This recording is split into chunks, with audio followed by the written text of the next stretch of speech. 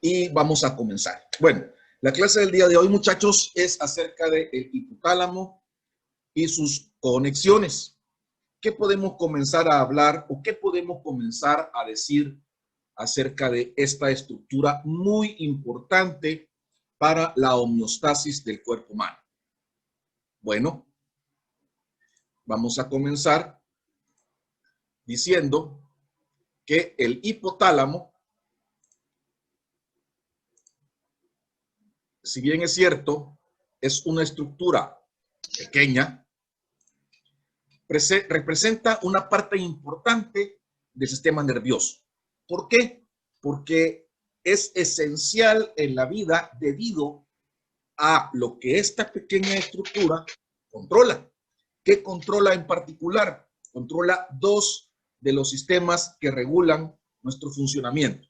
En primer lugar, la parte automática o los automatismos de este, controlando el sistema nervioso autónomo, pero también controlando toda la parte metabólica mediante el control que hace sobre el sistema endocrino. Por eso es que de manera indirecta, como les dije al principio, como introducción, controla la homeostasia corporal. ¿Dónde se ubica el hipotálamo? Miren, justamente acá, donde están viendo mi punterito láser. Ahí está ubicada esta pequeña estructura.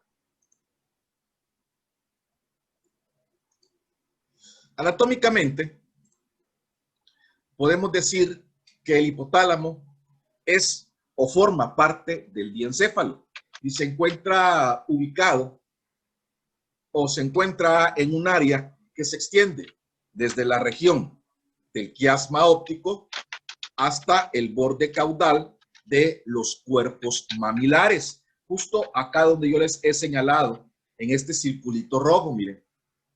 O sea, esta área hipotalámica la vamos a ubicar por debajo del tálamo, por eso es que se llama hipotálamo, y va a formar el suelo y la parte inferior de las paredes laterales del tercer ventrículo. Ustedes saben que el tercer ventrículo también está ubicado a este nivel que yo les voy señalando. Por delante del hipotálamo también existe un área que por razones funcionales la podemos incluir junto con ella. Esta se denomina área preóptica. Es este cuadradito que yo les he marcado acá, miren. ¿Por qué se llama así? Porque se extiende por delante del quiasma óptico hasta la lámina terminal y la comisura anterior. Entonces, esta área de acá, que es el área preóptica, que si bien anatómicamente no pertenece al hipotálamo, funcionalmente la podemos incluir dentro del mismo, funcionalmente. Cuando se observa desde abajo, miren, esta es una visión como que estuviéramos viendo el cerebro de abajo hacia arriba. Cuando se observa desde abajo, se ve que el hipotálamo se relaciona con las siguientes estructuras de adelante hacia atrás. En primer lugar, tenemos al quiasma óptico, luego al tuber cinereum, aquí mismo al infundíbulo y atrás o posteriores los cuerpos mamilares. Entonces, aquí es donde ubicamos nuestra área hipotalámica, si lo estuviéramos viendo por abajo. Con propósitos descriptivos, podemos remarcar que al hipotálamo le podemos señalizar, le podemos localizar o le podemos determinar ciertas estructuras a las cuales se les ha llamado núcleos hipotalámicos. Estos se mencionan mediante una división que se hace a través de un plano imaginario parasagital, en donde podemos dividir al hipotálamo en una zona medial y en una zona lateral. Entonces, tenemos una serie de núcleos hipotalámicos, tanto incluidos medialmente, o sea, en la zona medial del mismo, como lateralmente, o sea, en la zona lateral del hipotálamo. La zona medial presenta los núcleos que tenemos enmarcados acá. Al núcleo preóptico, el núcleo anterior, el núcleo supraquiasmático, el paraventricular, el dorso medial, el ventromedial, el infundibular y el posterior.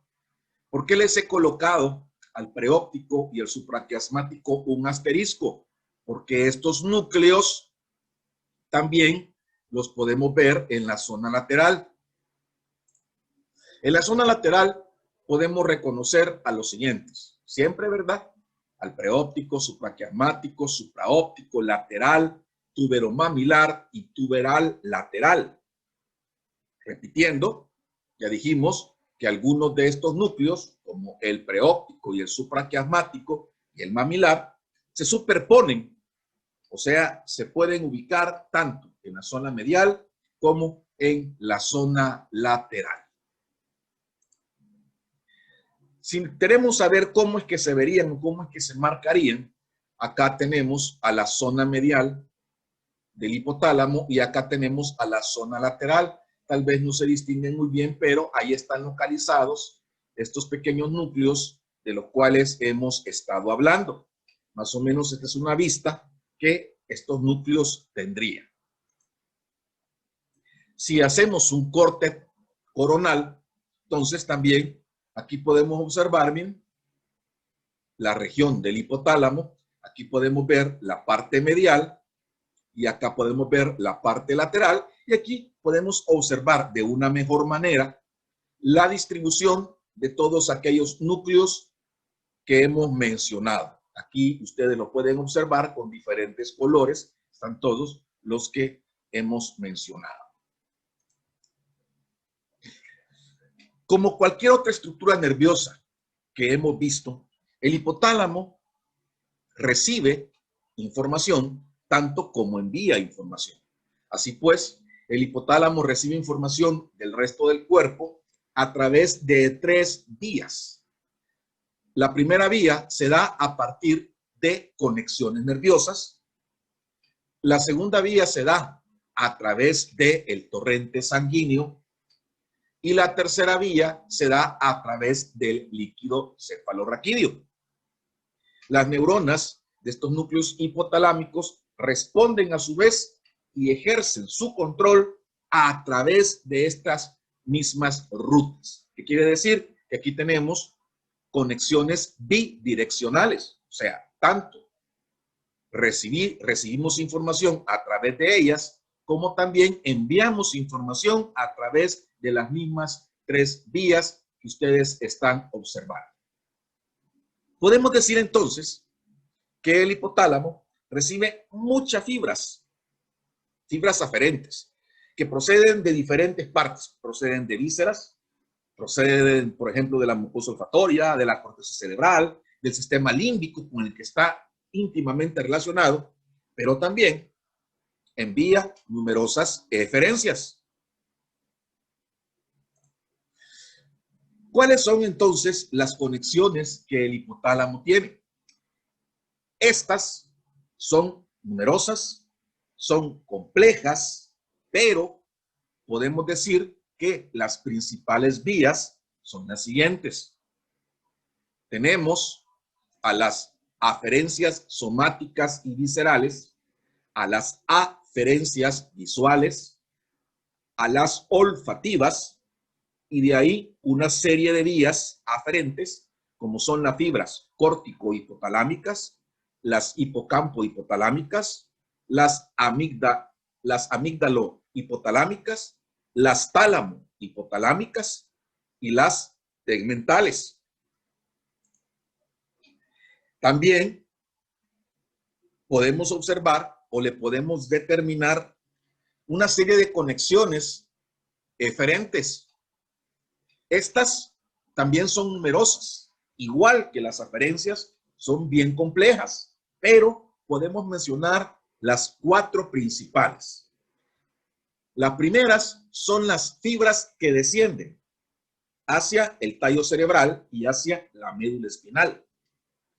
Tenemos también fibras que van hacia el fascículo mamilotalámico, otras más hacia el fascículo mamilo-tegmental, y también múltiples vías nerviosas que van hacia el sistema límbico. Recordemos la gran asociación y la gran conexión que tiene el hipotálamo con el sistema límbico. Acá, en estas imágenes, ustedes pueden ver de este lado las fibras aferentes que llegan al hipotálamo, miren de dónde vienen, y aquí podemos nosotros ver a su vez las eferencias o algunas de las eferencias que el hipotálamo presenta.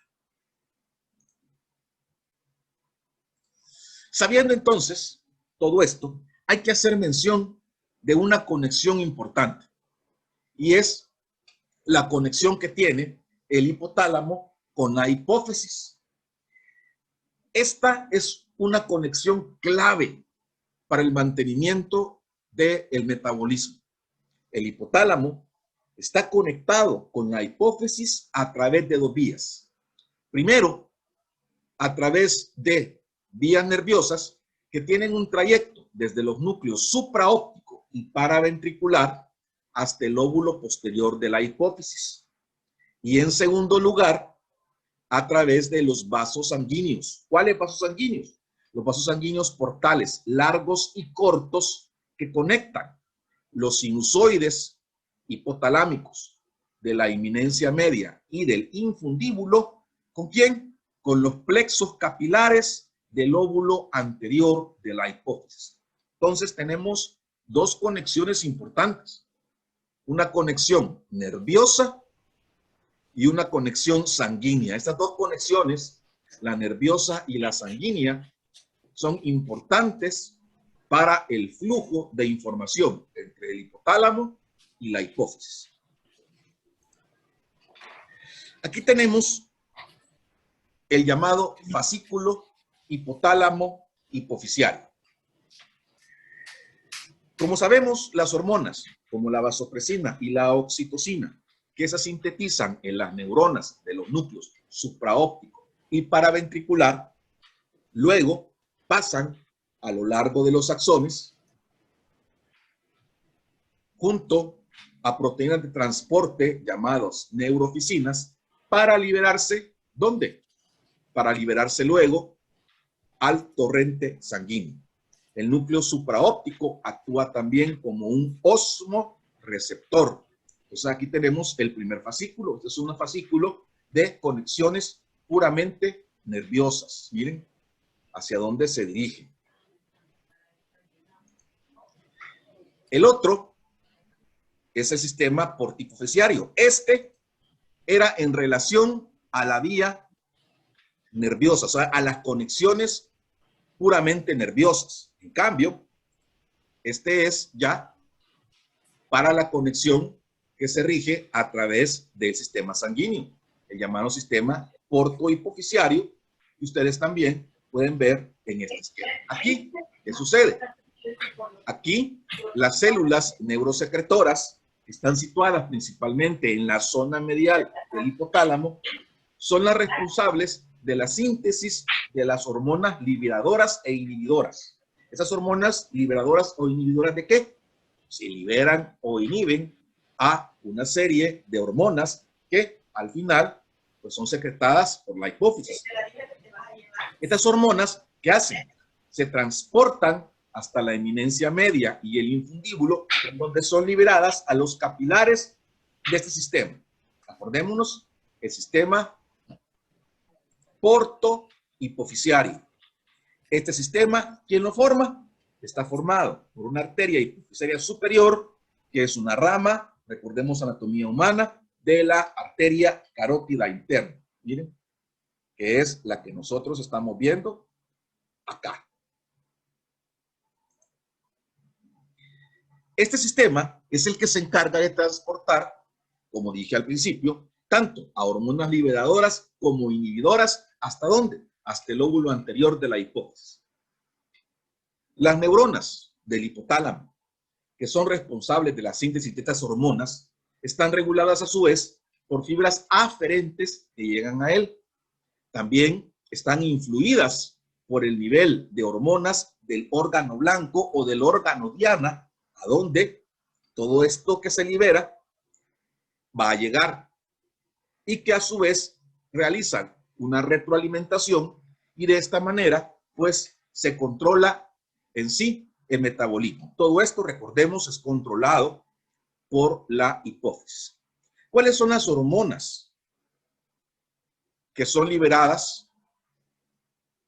Aquí tenemos las estimulantes y las inhibidoras, la CTH, la FSH, la LH, la TSH, la GH, y las inhibidoras como la MSH, la LTH y la prolactina. Todas estas son las que se liberan y viajan a través de este sistema porto-hipofisiario.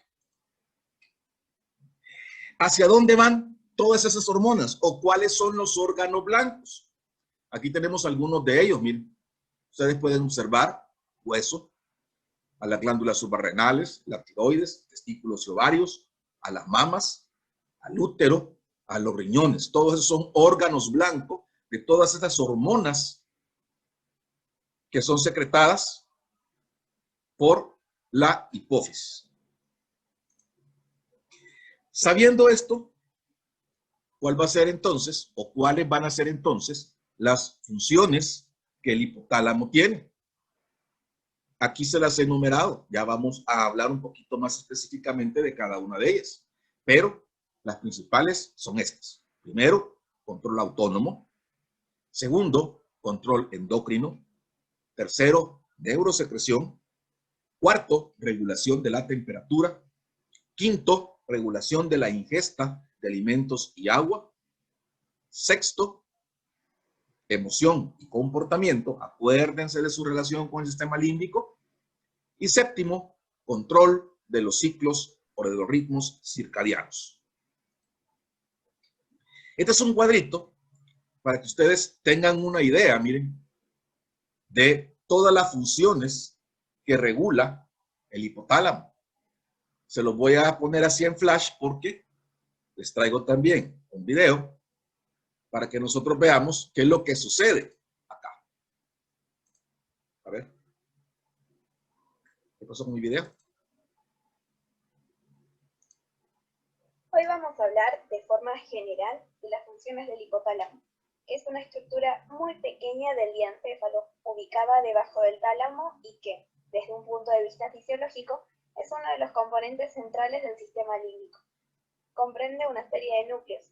Estos son el núcleo hipotalámico anterior y el núcleo hipotalámico posterior, el núcleo preóptico o área preóptica y el núcleo supraóptico. Al medio vamos a encontrar al núcleo dorsomedial, al núcleo ventromedial, al núcleo lateral y al núcleo paraventricular. Otro núcleo es el arcuato o infundibular, que se encuentra justamente cerca del infundíbulo hipotalámico, que es una pequeña extensión que lo conecta con la hipófisis. Por último, mencionaremos a los cuerpos familiares. Ahora bien, el hipotálamo envía señales eferentes, es decir, hacia otra estructura considerada periférica, en tres direcciones: posterior e inferior hacia el tronco del encéfalo, principalmente las áreas reticulares del mesencéfalo, la protuberancia y el bulbo raquídeo. Y estos a su vez envían señales a nervios periféricos pertenecientes al sistema nervioso autónomo. La segunda señal es superior, hacia zonas del diencéfalo y telencéfalo, especialmente a los núcleos anteriores del tálamo y las porciones límbicas de la corteza cerebral. La tercera señal es hacia el infundíbulo. Con estas señales, el hipotálamo regula la mayoría de las funciones vegetativas y endocrinas del cuerpo, así como muchas facetas del comportamiento emocional. A continuación, vamos a ver brevemente 10 funciones hipotalámicas. La primera que nombraremos es la regulación de la presión arterial, ya que la estimulación del hipotálamo lateral y posterior aumenta la presión arterial y la frecuencia cardíaca, mientras que la activación del área preóptica suele ejercer un efecto opuesto, provocando una disminución tanto de la tensión arterial como de la frecuencia cardíaca.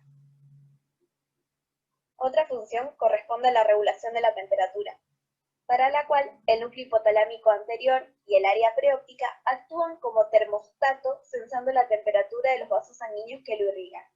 Si disminuye la temperatura, Las neuronas de estas zonas transmiten una señal al núcleo hipotalámico posterior, en donde se integra con señales de otras partes del organismo y desde allí se regulan las reacciones productoras y conservadoras del calor, como son la vasoconstricción de la piel, la piloerección, aumento de la termogenia y la estimulación hipotalámica de la tiritona. Las lesiones del núcleo posterior suelen causar hipotermia o poiquilotermia, que es la modificación de la temperatura corporal en relación a la temperatura exterior. Si la temperatura aumenta, las neuronas del área preóptica envían señales para implementar mecanismos que ayuden a liberar calor, tales como la vasodilatación de la piel, la sudoración y la disminución de la producción del calor al inhibir la tiritona y la termogenia. Si se lesiona el área preóptica, se genera hipertermia. Tenemos también la regulación digestiva y de la alimentación. Una región vinculada al hambre es el área hipotalámica lateral. Su estimulación genera apetito, mientras que su lesión genera inanición. En los núcleos ventromediales, en cambio, se encuentra el centro de la saciedad, que al estimularse genera inapetencia, mientras que, si resulta lesionado, no habrá nunca sensación de saciedad y se produce una hiperactividad de los centros hipotalámicos del hambre, generando un apetito voraz que a la larga produce obesidad. Los cuerpos mamilares, por su parte, regulan al menos parcialmente los patrones de muchos reflejos de la alimentación, como lamerse los labios y deglutir.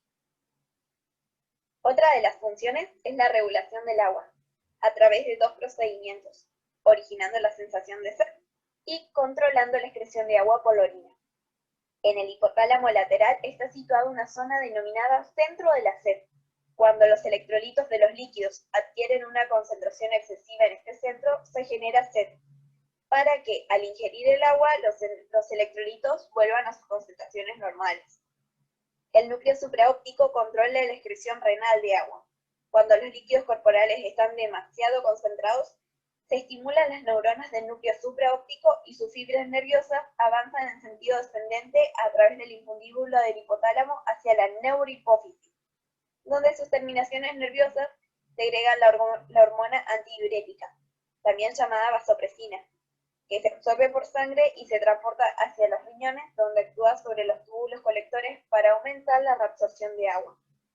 Así, se reducen las pérdidas de este líquido por la orina, a la vez que permite la excreción continua de electrolitos, lo que rebaja la concentración de los líquidos corporales de nuevo a la normalidad. Otra función corresponde a la regulación de la contractilidad uterina y de la expulsión de la leche materna, por una vía nerviosa hipotálamo-hipofisaria. La estimulación de los núcleos paraventriculares del hipotálamo hace que sus neuronas liberen oxitocina a la neurohipófisis, sustancia que aumenta la contractilidad uterina y la contracción de las células mioepiteliales de los alvéolos mamarios. Los niveles de oxitocina son especialmente elevados durante el trabajo de parto para aumentar el número y la fuerza de las contracciones, y durante la lactancia. Tenemos también entre las funciones la regulación endocrina, por una vía sanguínea portihipofisaria. La hipófisis recibe su riego sanguíneo sobre todo a partir de la sangre que pasa a través de la porción inferior del hipotálamo y después por los senos vasculares hipofisarios anteriores. Según recorren este camino por el hipotálamo, antes de llegar a la adenohipófisis, vierten hormonas liberadoras e inhibidoras. Estas hormonas se transportan a continuación a través del flujo sanguíneo hasta la adenohipófisis para ejercer su función. Estas son la hormona liberadora de gonadotropina, o GnRH, liberada por el núcleo arcuato, la hormona liberadora de tirotropina o tiroliberina, TRH, la hormona liberadora de corticotropina o corticoliberina, CRH, la hormona liberadora de la hormona de crecimiento o somatoliberina, GHRH, la hormona inhibidora de la hormona de crecimiento o somatostatina, GHIH, y el factor inhibidor de la liberación de prolactina, PIH. Pasamos ahora a las funciones conductuales, entre las que están la reacción de cólera y lucha, ya que la estimulación del núcleo lateral, aparte de las funciones ya mencionadas, eleva el nivel general de actividad de la persona. Una función opuesta a la anterior es la de generar sensación de tranquilidad, que es ocasionada por la estimulación del núcleo ventromedial. También provoca sensación de temor y reacción frente al castigo, debido a la estimulación de una zona fina de los núcleos paraventriculares. Y por último, pero no menos importante, mencionaremos al impulso sexual, que puede estimularse desde diversas zonas del hipotálamo, en particular las porciones más anteriores y posteriores. Con esto terminamos nuestra clase sobre el hipotálamo. No olvides suscribirte y dejarnos en los comentarios si tienen alguna observación o alguna pregunta. Muchas gracias.